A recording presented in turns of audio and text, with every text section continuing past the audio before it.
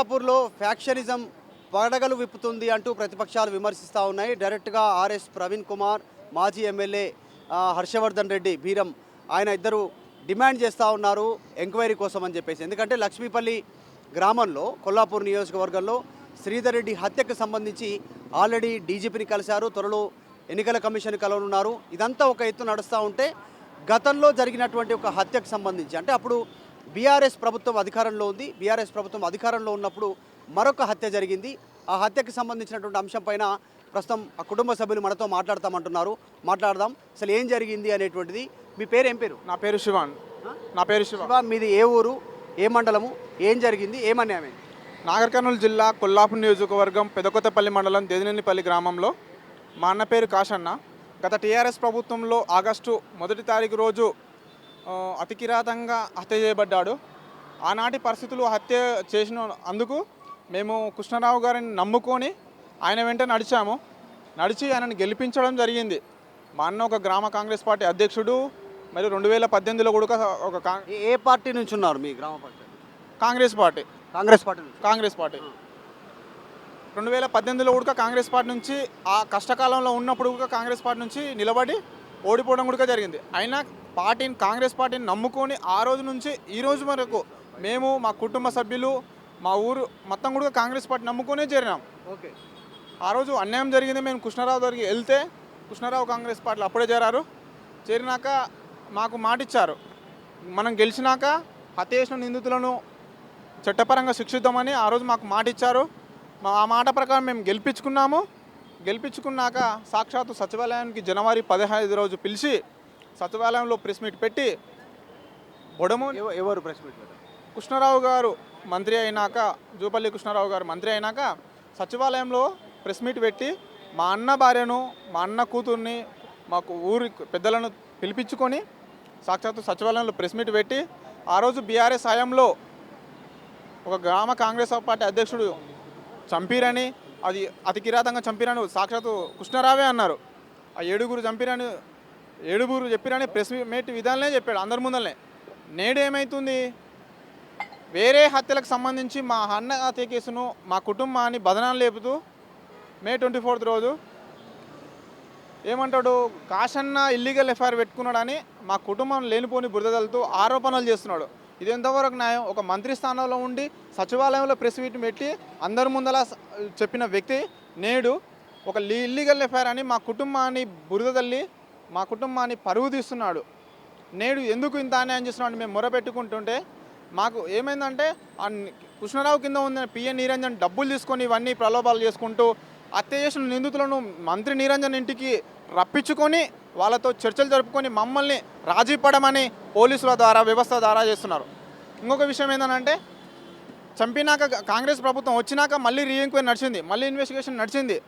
ఇన్వెస్టిగేషన్లో తేలింది ఏమందంటే, మాకు డిఎస్పీ సారు, సిఐ, ఎస్ఐ గారు చెప్పింది ఏమంటే, ఇన్వెస్టిగేషన్లో అందరూ హంతకులు ఉన్నారు, వాళ్ళు తక్షణమే మేము అరెస్ట్ చేసాము, మేము సప్లిమెంటరీ ఛార్జ్షీట్ ఫైల్ చేసామని చెప్పి సిఐ స్వయంగా పిలిపించుకొని మాతో చెప్పిండు.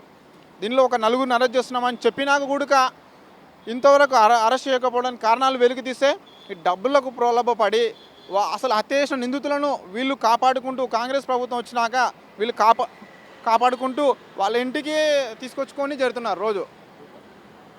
ఇంత అన్యాయమైన ఒక గ్రామ కాంగ్రెస్ పార్టీ అధ్యక్షుడిని కాపాడలేని ఒక జూపల్లి మంత్రి రేపన్నాడు సామాన్య ప్రజలకు ఏం చెప్తాడు, ఎవరిని కాపాడతాడు? ఇప్పుడు అధికారం వచ్చి 6 నెలలు అవుతుంది, 6 నెలల లోపల కేసు 1% కూడా ముందలుకోలేదు. ఒకసారి ఆలోచించండి అన్న. ఈ రోజు గ్రూపులలో మా కుటుంబాన్ని పరువు భంగం కలిగించే విధంగా, మా ఆత్మగౌరవకు విమర్శన చేసుకోకుండా విధంగా ఈరోజు నేను న్యాయం కోసం కృష్ణారావును డిమాండ్ చేస్తుంటే నువ్వు ప్రతిపక్షాలకు అమ్ముడు పోయినవంటున్నావు.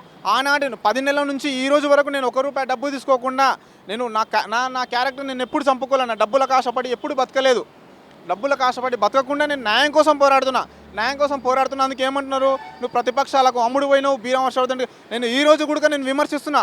టీఆర్ఎస్ పార్టీలో ఉన్న ఆ రోజు హర్షవర్ధన్ రెడ్డి మోసం చేసిండని నేను ఆ రోజు మోసం చేసిన ఉద్దేశంతోనే కాంగ్రెస్ పార్టీని గెలిపించుకుంటే నాకు న్యాయం జరుగుతుంది. నేను కృష్ణారావు వెంబడి ఆ రోజు నుంచి ఈ రోజు వరకున్నా, ఇప్పుడు కూడా కాంగ్రెస్ పార్టీలో ఉన్నా. ఇప్పుడు కృష్ణారావుకు డిమాండ్ చేసేది ఒకటే, నేను ఏమంటున్నా, మా అన్నను హత్య చేసిన నిందితులను చట్టపరంగా శిక్షించాలని కోరుతున్నాం. మేము ఏదో డబ్బులు ఆశిస్తలేము, వేరే ప్రలోభాలు ఆశిస్తలేము, ఏ విధంగా ఆశిస్తలేము. నాకు న్యాయం జరగాలి, నా కుటుంబానికి న్యాయం జరగాలి. ఆ రోజు సచివాలయంలో చెప్పిండు, అందరూ సమక్షంలో చెప్పి నేడు ఎందుకు మాట తప్పుతున్నాడు. ఇదే ఎఫ్ఐఆర్ కాపీలు చూపించిండు ఆ రోజు, ఇదే ఎఫ్ఐఆర్ కాపీలు. ఇదే మా మీద 27 మంది, దాదాపు 27 మంది మీద కేసులైనని చెప్పిన వ్యక్తి ఈరోజు ఎందుకు ఇట్లా వేస్తున్నాడు అనేది అర్థం కావాలేదన్న. అతి కిరాతంగా మా అన్నను చంపితే ఆ రోజు ఈ నేటి వరకు కూడా న్యాయం జరగకపోతే ఎంత ఉండాలన్నా ఒకసారి ఆలోచించండి మీరేనా. ఇంత కిరాతంగా చంపితే నేటి వరకు న్యాయం జరగకుండా అన్యాయమే జరుగుతుంది. కాంగ్రెస్ ప్రభుత్వం ప్రజలకు మేలు చేస్తుంది అనుకుంటే కాంగ్రెస్ ప్రభుత్వమే అరాచక పాలనలో పోలీసులు నా మీద కేసు పెడుతున్నారు, తిరిగి నన్ను దురుసుగా ప్రవర్తిస్తున్నారు. ఇంత అన్యాయం ఒకసారి ఆలోచించండి. సంబంధం లేకుండా నన్ను కేసు రాజీ పడతాను ఉద్దేశంతో నా మీద కేసులు చేయడం, నన్ను ప్రలోభాలకు. ఇప్పుడు నీ మీద కేసు అయిందా? ఏమని కేసు పెట్టు నీ మీద? పాత హత్యకులను మేము ఏదో దొబ్బి చేసి కొట్టినట్టు, హత్యేసిన నిందితుల మీద కొట్టినట్టు నా మీద రాజకీయ కక్షలతో అని నా మీద కేసు పెట్టారు. ఎంపీ ఎలక్షన్స్ రోజు. ఎంతమంది ఇన్వాల్వ్ ఉన్నారు మీ బ్రదర్ సంబంధించిన ఇన్సిడెంట్లో? మా బ్రదర్ సంబంధించి 7 మంది ఉన్నారన్న. సాక్షాత్తు ఎవరు ఊరు గ్రామ పంచాయతీ మొత్తం చూసారు, ఊరు పెద్దలు. హత్యేసిన నిందితులు పారిపోలేదు, అక్కడే ఉన్నారు. మా ఊరు మొత్తం పెద్దలు వచ్చారు, అక్కడనే ఉన్నారు. మా తమ్ముళ్ళని కొట్టారు, మా మీద అక్రమ కేసులు పెట్టారు. దాదాపు అక్రమ కేసులు పెట్టి 4 రోజులు ఇంటి ముందర బాడీ పెట్టుకొని మేము న్యాయం కోసం పోరాడినామన్న. ఆ రోజున పరిస్థితులు వాళ్ళంతా గడ్డుకాలం ఉంటే మేము ఇబ్బందులు పడి ఎదుర్కొని మేము కాంగ్రెస్ పార్టీని గెలిపించుకుంటే ఈరోజు మమ్మల్ని కాంగ్రెస్ పార్టీ అనగదొక్కి అంతకులకు న్యాయం చేసే పరిస్థితి ఏర్పడింది. ఇప్పుడు ఆ రోజు ఉన్న అంతకులు టీఆర్ఎస్లో ఉంటే ఎంతమంది అరెస్ట్ అయ్యారు ఇప్పటివరకు ఒకరినే రిమాండ్ చేశారు. మిగతా ఎంతమంది ఉన్నారు? ఇంకా 6 మంది ఉన్నారు. 6 మంది కృష్ణారావు ఇంటి దగ్గరికి వచ్చి చేరుతున్నారు. ఎవరు వాళ్ళ పేర్లు ఉన్నాయా? పేర్లు ఉన్నాయి, చెప్పండి. మాయని మల్లేషు, శారదా లోకేష్, శారదా కిష్టయ్య, శారదా బీరయ్య, శారదా శంకర్, సంకెళ్ళ రాముడు, కస్తాల రమేష్ రావు. ఈ 7 మంది కలిసి చంపి ప్రోద్బలంతో ఈ సపోర్ట్ చేసుకుంటూ ఆ రోజు టీఆర్ఎస్ పాలన వాళ్ళకు సపోర్ట్ చేసింది కాబట్టి మేము దాన్ని ఆ రోజు అరాచకం అట్లా ఉన్నది కాబట్టి నాడు ఈ గొడ్డు పరిస్థితి ఏర్పడింది ఆ రోజు. నేడు కాంగ్రెస్ పార్టీ గెలిచినా కూడా న్యాయం జరుగుతుంది అంటే ఇతరులున్న వాళ్ళు ఈ పార్టీ మారే వరకు మాకు ఈ పరిస్థితి మమ్మల్ని ఇబ్బంది పెడుతున్నాడు, మా కుటుంబాన్ని రోజు దిగజారు చేస్తున్నాడు. ఎంత అన్యాయం ఒకసారి ఆలోచించాలి. ఇది మొత్తం మేమేమనుకుంటా అంటే ఈ డబ్బుల కాశపడి వీళ్ళు వీళ్ళు లొంగి మమ్మల్ని నేను న్యాయం కోసం అడిగితే నువ్వు ప్రతిపక్షాలకు డబ్బులకు అమ్మడమే నా మీద లేనిపోని ఆరోపణలు చేస్తున్నారు. నిన్న ఉన్న గ్రూప్లో పెడుతున్నారు వాళ్ళ అనుచరులంట. మీ కృష్ణారావు గురించి అట్లా అనకూడదు, నువ్వు ఇట్లా మాట్లాడకూడదు, నిరంజన్ గురించి ఇట్లా అనకూడదు. నువ్వు జూపల్లి కృష్ణారావు గారి మంత్రి గారిని కలిసారా? మీరు చెప్పారా? మీరు కలిసాం. ఏమన్నారు? న్యాయం చేస్తాం, వెయిట్ చేయండి, ఎంపీ ఎలక్షన్స్ అయిపోయినాక వెయిట్ చేస్తాం, ఎంపీ ఎలక్షన్స్ అయిపోయినాక మీకు న్యాయం చేస్తామని. దాదాపు గెలిచినప్పటి నుంచి అంటే గెలవక ముందు నుంచి ఉన్నాం, గెలిచినాక ఉన్నాం అంటే దాదాపు 11 నెలలు ఆయన మడే ట్రావెల్ చేస్తున్నాం. ఎందుకంటే అనుక్షణం న్యాయం చేస్తాడు, ఒక మంత్రి స్థాయిలో ఉన్నాడు, మా తాలూకా మంత్రి మాకు న్యాయం చేస్తాడని ఒక నమ్మకం మీద ఉన్నాను. మేము పేదింటి బిడ్డలన్నా మాకు న్యాయం చేయకపోతే ఇంకెవరికి న్యాయం చేస్తావు? ఒక కాంగ్రెస్ పార్టీని గడ్డు కాలంలో ఉన్నప్పటి నుంచి నమ్ముకొని కాంగ్రెస్ పార్టీ కోసం కష్టకాలంలో ఉండి తన్నులు తిని చేసుకొని లాస్ట్కు హత్యలు చేసినా కూడా మమ్మల్ని కాడకపోతే ఇంకా సామాన్య ప్రజలకు ఏం చెప్తారన్న ఒకసారి ఆలోచించాలి మీరే. అన్న నేను ఇప్పుడు మంత్రిని కలిసినాం, అయిపోయింది, న్యాయం చేస్తామని ఇప్పుడు కూడా మా పెద్దలతో అంటున్నాడు.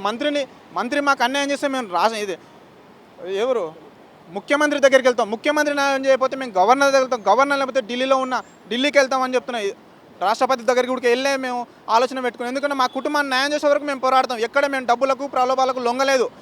ఒకరు న్యాయం చేయకపోతే పెద్ద అధికారి అవుతాం, పై అధికారి లేకపోతే ఇంకో అధికారితో తప్ప ఎక్కడ మేము తగ్గే ప్రసక్తి ఉండదు. మాకు న్యాయం చేయాలని ఒకటే డిమాండ్ చేస్తున్నాం.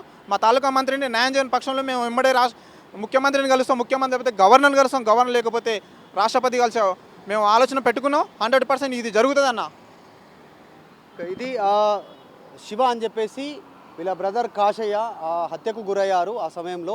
కాకపోతే బీఆర్ఎస్ పార్టీ నాయకులే ఉన్నారు అప్పుడు జరిగినటువంటి హత్యలో. బీఆర్ఎస్ ప్రభుత్వంలోనే హత్య జరిగింది. అయినప్పటికీ కూడా ప్రభుత్వంలోకి వచ్చిన తర్వాత న్యాయం చేస్తామని చెప్పారు ప్రభుత్వ పెద్దలు, కానీ ఇంతవరకు న్యాయం చేయలేదు అనేటువంటిది ఆవేదన వ్యక్తం చేస్తూ ఉన్నారు. త్వరలో ముఖ్యమంత్రిని కలుస్తాము, లేదంటే గవర్నర్ కలుస్తాము, లేదంటే ఢిల్లీ వెళ్ళి రాష్ట్రపతికి విన్నవిస్తాము, వినతిపత్రం ఇస్తామనేటువంటిది ఒక ఆలోచన, ఆవేదన వాళ్ళు వ్యక్తం చేస్తూ ఉన్నారు.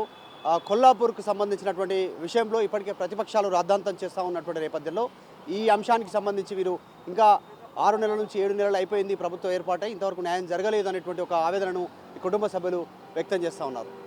వీడియో జర్నలిస్ట్ గణేష్తో మధు మల్కేడికర్, హైదరాబాద్. మరిన్ని వీడియోస్ కోసం ఛానల్ ని సబ్స్క్రైబ్ చేయండి, లేటెస్ట్ అప్డేట్స్ కోసం వాట్సాప్ ఛానల్ ని ఫాలో చేయండి అండ్ లింక్ డిస్క్రిప్షన్ లో ఉంది.